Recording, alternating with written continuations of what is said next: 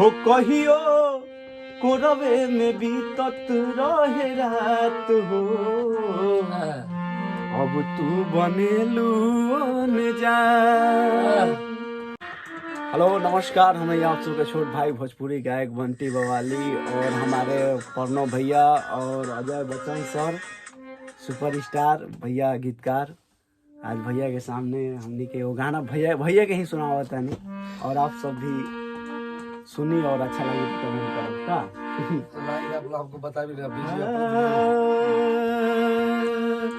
हो कहियो कोरवे में बीतत रहे रात हो,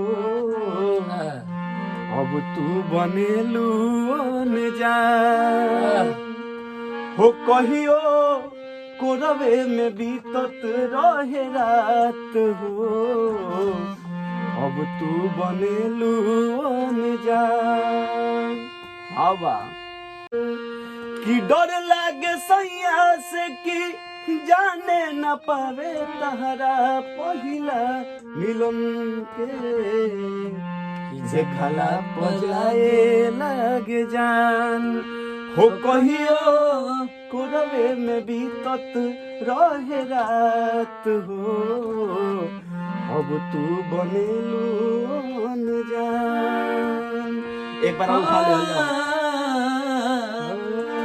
कि कहियो कोरवे में बीतत रहे रात हो, अब तू बनेलू अनजान।